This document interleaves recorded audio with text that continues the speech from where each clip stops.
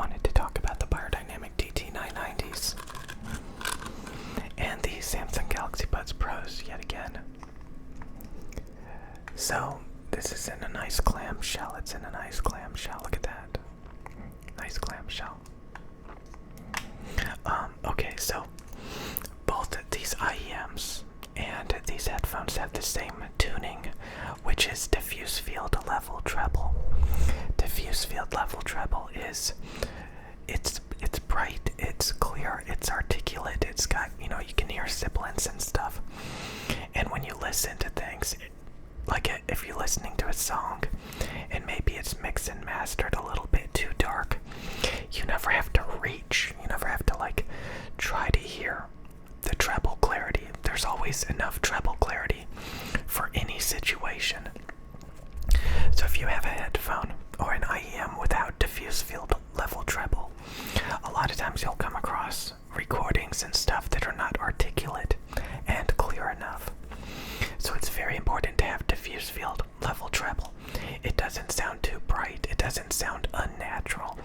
It sounds, to me personally, just right for the optimum amount of clarity, so that when I listen to stuff, I'm never like, I can barely hear it.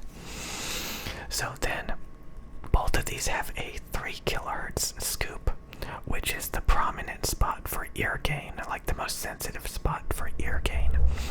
Your ear is most sensitive to 3 kilohertz. So these scoop it out a little bit to widen things up so it doesn't sound as shouty. And then they have a mid-bass and sub-bass boost of about 12 decibels. Of about 10 decibels. So, diffuse field is the industry standard target for audio equipment. And the reason why I'm making this video is because just about every audio gear reviewer and website has their own target. They made it up. They literally made up their own target about what a headphone should sound like to be optimum. So you have all these studies out there that say, oh, you should scoop out the mid-bass because it sounds muddy, or you should roll off the treble because it sounds too bright. So a lot of people, when they look at the Beyerdynamic DT990s, they're like, oh, it's got too much mid-bass. Oh, it's bloated and muddy. Oh, it's got too much treble. Look at it on this target. You have to ask yourself, what target are you referring to? Because if it looks like the treble is just, way too bright, it goes over the target. It's not diffuse field target. It's a target they literally made up. So you could say that audio is subjective and everybody has their own preferences that they are claiming to be objective fact as accurate of how things should sound to sound their best.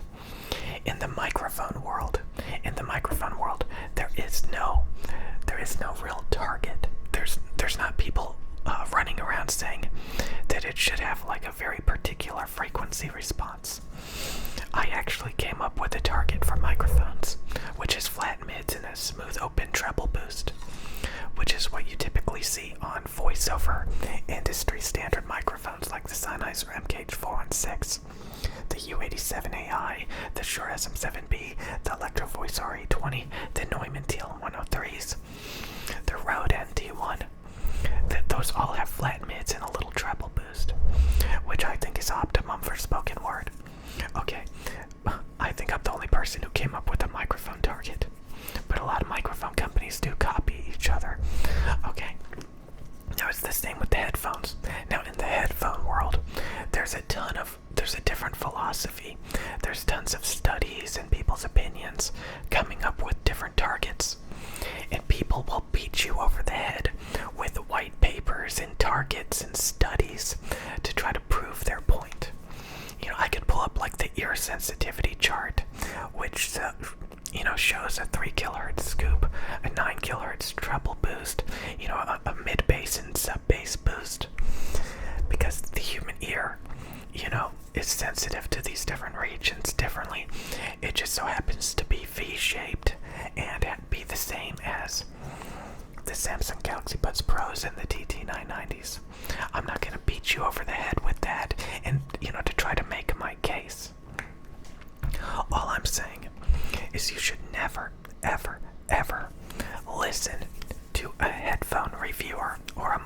reviewer.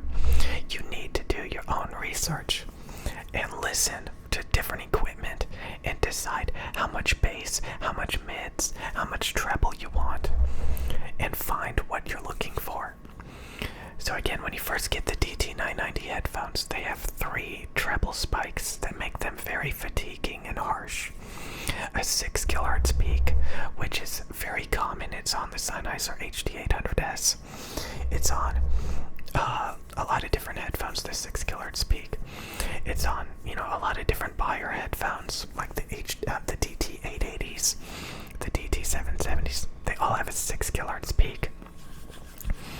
And the DT990s, after a few months of use, are the only headphones that just completely remove the 6 kHz peak. It completely goes away. And then there's 2 more treble spikes on these headphones, like one at 12 kHz and another one up there as well, which adds a lot of really harsh sibilants, like cymbals and stuff, and as sounds. It sounds like snakes in the recording. It's just like pss, pss, pss, pss, pss, pss. Okay. And those 2 spikes completely go away as well. It is completely measurable. So I've shown you guys measurements of the headphones, how they both have these Buds Pros and the DT990s have the same frequency response.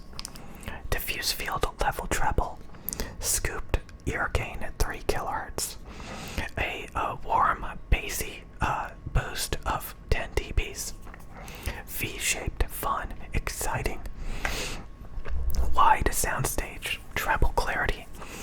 That's what these offer. And you can very easily say, oh, these are awful, they got so much mid bass and they're overly bright. If you just make up a target and put it on there. Okay, so again, after a few months of use, these headphones literally measure smoother, objectively smoother, regardless of target, than any headphone on the market. These have the least tonality imperfections when you measure them with worn ear pads. And I'm gonna get some criticism for this, but honestly, I believe in driver burn-in, because when I change the pads, I noticed 3 kHz go up a little bit, but I don't notice a lot of treble fatigue after having owned these for 3 years. So, but anyway, in my opinion, when I put these headphones on, especially after you first get them and use them for a couple of months, these have the most transparent, clear treble you could ask for, transparent, clear mids, high energy, impactful bass. So again, what happens if you scoop out 200 hertz, like a lot of these people claim? That's where the mid bass is. Mid bass. Mid bass is actually the bass. There's mid bass and there's sub bass. There's no sub bass, bass, mid bass. There's none of that. It's mid bass and sub bass. Any headphone that has Harman Target mid bass around 200 hertz, people complain that it sounds thin, anemic. Male vocals don't have any body. Bass guitars don't have any body to them. They sound thin, anemic, and then they go back up in the sub bass. So it has this subwoofer tonality. So thin bass with no real impact, but just a bunch of low-end rumble. That is the effect of getting rid of that mud, that 200 hertz that people claim is so bad. So we have people running around making claims that a subwoofery, anemic bass, veiled headphone, treble scooped headphone is the best. And honestly, there's pretty much nothing that actually follows the Harman Target besides a handful of headphones. And a lot of people who get them, they actually complain that the mid bass is too thin. It sounds subwoofery. There's there's not enough treble clarity, which is bad for imaging, video games, critical listening, because you can't hear the details. So, again, we have all these people running around.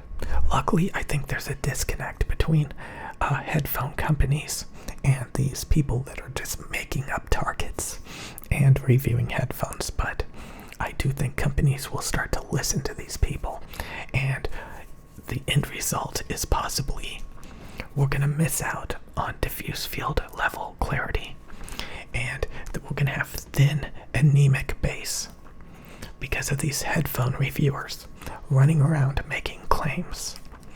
It would be like people saying the Neumann TL103 microphones are too bright. People already say that, like, oh, it's got like a 5 dB treble boost. It's too bright, it's too sibilant. Do you like the sound of my recordings? A lot of you guys do. And we have people running around saying, these don't sound good. Just like they're saying, this doesn't sound good. These people, like, I get people who come onto my channel and say, oh, I don't want mid bass. Oh, I don't want, bright treble. I get people coming in saying this all the time. The end result is anemic mid bass, and just a ton of problems, tonality problems, and that's no good. So a lot of you guys have no idea about the terminology that I am using, but when you see people criticize these headphones for having mid-bass, mud, bloat, or overly bright, harsh treble, or wide sounds, vocals sound too distant. All this garbage. I've showed you guys real measurements using industry standard diffuse field targets, and a lot of those people are recommending headphones with the treble ripped out with huge 5 kilohertz peaks, like the Sennheiser HD560S. They're recommending boring bass, weak bass. They're recommending shouty mids, shouty high mids. They're recommending really badly tuned stuff, and you can see in the comment sections of people being brainwashed. Don't trust people who review and sell tons of headphones. Okay, don't trust them. Trust yourself. Trust yourself. Do your own research. Learn how to read measurements. Try to find out what you're looking for. It requires a lot of experience and time, and that's why these people can just manipulate and tell people how it's supposed to be.